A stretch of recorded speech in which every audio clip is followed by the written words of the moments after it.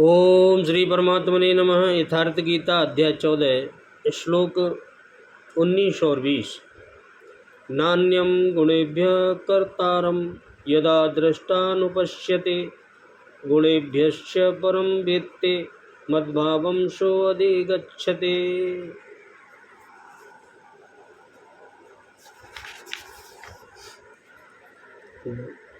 गुणानेतान् आतीत्य त्रीन देहि देहं बुद्धवान् जन्म मृत्यु जरा दुखे विमुक्त अमृतम अश्नुते। भगवान बोले, अर्जुन, जिस समय दृष्टा तीनों गुणों के अतिरिक्त अन्य किसी को करता नहीं देखता और तीनों गुणों से अत्यंत परे सच्चिदानंद घन स्वरूप मुझ परमात्मा को तत्व से जानता है, उस समय वह मेरे स्वरूप को प्राप्त होता है। भगवान यह पुरुष शरीर की उत्पत्ति के कारण इन तीनों गुणों को उल्लंघन करके जन्म मृत्यु वृद्धावस्था और सब प्रकार के दुखों से मुक्त हुआ परमानंद को प्राप्त होता है, भगवान ने कहा। और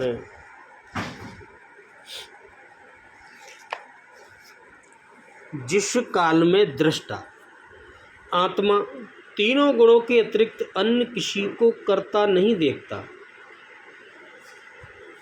जिस समय देखने वाला आत्मा केवल यह देखने लग जाता है कि ये तीनों गुणों ही कर रहे हैं और कोई करता नहीं है, और तीनों गुणों से अत्यंत परे परम तत्व को वेत्ती यानी वेदित कर लेता है, विदित कर लेता है, जान लेता है, उस समय वह पुरुष मेरे स्वरूप को प्राप्त होता है, मुझ जैसा हो जाता है। यह बौद्धिक मान्यता नहीं है कि गुण गुण में बरतते हैं। साधन करते करते एक ऐसी अवस्था आती है जहाँ उस परम से अनुभूति होती है कि गुणों के सिवाय कोई करता नहीं दिखता। उस समय पुरुष तीनों गुणों से अतीत हो जाता है। यह कल्पित मान्यता नहीं है। इसी पर आगे भगवान ने कहा, पुरुष इन स्थूल शरीरों की उत्पत्ति के कारण रूप तीनों गुणों से, स्थूल शरीर की उत्पत्ति का कारण ये तीनों गुण हैं, इन तीनों गुणों से अतीत होकर जन्म मृत्यु वृद्धावस्था और सब प्रकार के जो दुख समझता है उन दुखों से विशेष रूप से मुक्त होकर अमृत तत्व का पान करता है, यानी अमर हो जाता है, यानी मेरे स्वरूप को प्राप्त हो जाता है।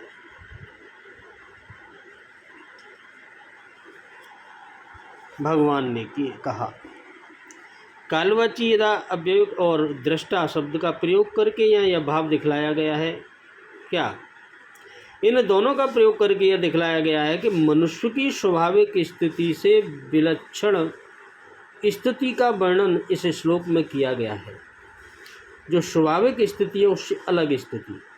अभिप्राय यह है कि मनुष्य स्वाभाविक तो अपने को शरीरधारी समझकर कर्ता और भोक्ता बना रहता है। स्वभाव से लगता है कि यह कर रहा हूँ, मैं ही भोग रहा हूँ, मैं ही कर रहा हूँ। वह अपने को समस्त कर्म और उनके फल से संबंध रहित उदासीन दृष्टा नहीं समझ पाता है। परंतु जिस समय शास्त्र और आचार्य के उपदेश द्वारा विवेक प्राप्त करके, जब विवेक प्राप्त हो जाता है, वह अपने को दृष्टा समझने लग जाता है। उस समय का वर्णन यहाँ किया जाता है। गुणों से अतिरिक्त अन्य किसी को करता नहीं देखना क्या है? इंद्रिय, अंतःकरण और प्राण आदि की श्रवण, दर्शन, खानपान, चिंतन, मनन, शयन, आसन और व्यवहार, इंद्रिय, अंतःकरण और प्राण की, इन सब में आदि सभी स्वाभाविक चेष्टाओं के होते समय, जैसे कुछ सुन रहे हैं, कुछ देख रहे हैं, कुछ खा पी रहे हैं, कुछ चिंतन मनन कर रहे हैं या सो रहे हैं या आसन पर बैठे हैं, स्वाभाविक चेष्टाओं को होते समय सदा सर्वदा अपने को निर्गुण निराकार सच्चिदानंद ब्रह्म में अभिन्न भाव से स्थित देखते हुए जो ऐसे समझना है कि गुणों के अतिरिक्त अन्य कोई कर्ता नहीं है। गुणों के कार्य इंद्रिय हैं, मन है, बुद्धि है और प्राण आदि ही गुणों के कार्य रूप इंद्रियों के विषयों में बरत रहे हैं। जो गुण हैं वो इनके जो विषय हैं उनमें बरत रहे हैं, गुण ही गुण में बरत रहे हैं। मेरा इनसे कुछ भी संबंध नहीं है। यह गुणों से अतिरिक्त अन्य किसी को करता न देखना है। अर्थात समिष्ट चेतन में एक ही भाव से स्थित हुआ साक्षी पुरुष है। तीनों गुणों से अत्यंत पर कौन है और उसे तत्व से जानना क्या है? तीनों गुणों से अत्यंत पर यानी संबंध रहित सच्चिदानंद घनपूर्ण ब्रह्म परमात्मा है और उसे तीनों गुणों से संबंध रहित और अपने को उस निर्गुण निराकार ब्रह्म से अभिन्न समझते हुए उस एकमात्र सच्चिदानंद घन ब्रह्म से भिन्न किसी भी सत्ता को न देखना, सर्वत्र और सदा सर्वदा केवल परमात्मा को ही देखना, उसे तत्व से जानना है। ऐसी स्थिति के अनंतर मद भाव अर्थात भगवत भाव को प्राप्त होना क्या है? ऐसी स्थिति के बाद जो सच्चिदानंद ब्रह्म की अभिन्न भाव से साक्षात प्राप्ति हो जाती है वही भगवत भाव को प्राप्त होना है। यहाँ देही पद प्रयोग किया गया है, इसका क्या भाव है? इससे यह भाव दिखलाया है कि जो पहले अपने को देह में स्थित समझता था वही जब गुणों से अतीत होता है, ऊपर होता है, गुणातीत होने पर अमृत को यानी ब्रह्म को प्राप्त हो जाता है। गुणान पद के साथ एतान देह संबुद्धान और त्रीन इन विशेषणों का प्रयोग का क्या भाव है और गुणों से अतीत होना क्या है? एतान के प्रयोग से यह भाव दिखलाया गया है कि इस अध्याय में जिन गुणों का स्वरूप बतलाया गया है जो इस जीवात्मा को शरीर में बांधने वाले हैं वहीं उन्हीं से अतीत होने की बात यहाँ कही जाती है। देह संबुद्धवान यानी विशेषण देकर यह दिखलाया गया है कि बुद्धि है, अहंकार है और मन है तथा इनकी जो 5 ज्ञानेंद्रियां हैं, 5 कर्मेंद्रियां हैं और 5 महाभूत है, ये भूतों से जो शरीर बना है और 5 इंद्रियों के विषय हैं। इन 23 तत्वों का पिंड रूप या स्थूल शरीर है, इन्हीं का यह शरीर है। प्रकृति जन्य गुणों का ही कार्य है यह शरीर, अतः इससे अपना संबंध मानना ही गुणों से लिप्त होना। इस शरीर से भी संबंध नहीं है हमारा, इससे मानना ही गुणों में लिप्त होना है।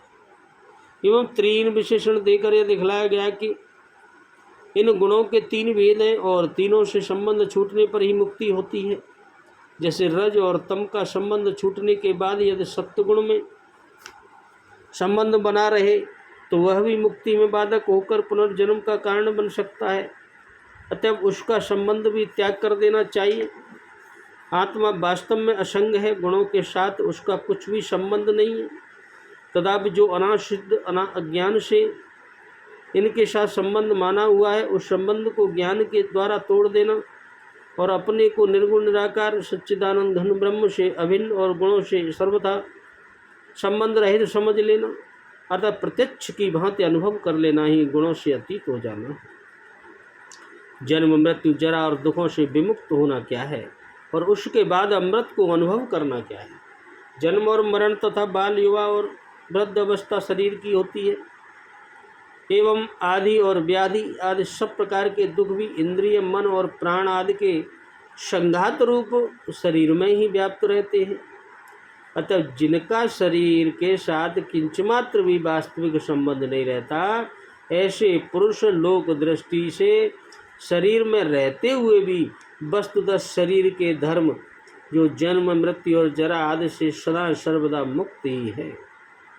अतः तत्व ज्ञान के द्वारा शरीर से सर्वथा संबंध रहित हो जाना ही जन्म मृत्यु जरा और दुखों से सर्वथा मुक्त हो जाना है। इसके अनंतर जो अमृत स्वरूप सच्चिदानंद घन ब्रह्म को अभिन्न भाव से प्रत्यक्ष कर लेना है, उसे 19वें श्लोक में भगवत भाव की प्राप्ति के नाम से कहा गया है। वहीं यहाँ अमृत का अनुभव करना है। इस प्रकार जीवन अवस्था में ही तीनों गुणों से अतीत होकर मनुष्य अमृत को प्राप्त हो जाता है। इस रहस्य युक्त बात को सुनकर गुणातीत पुरुष के लक्षण, आचरण और गुणातीत बनने के उपाय जानने की इच्छा से अर्जुन आगे प्रश्न करेंगे, आगे पूछेंगे। बोलो राधे राधे, जय जय श्री कृष्ण।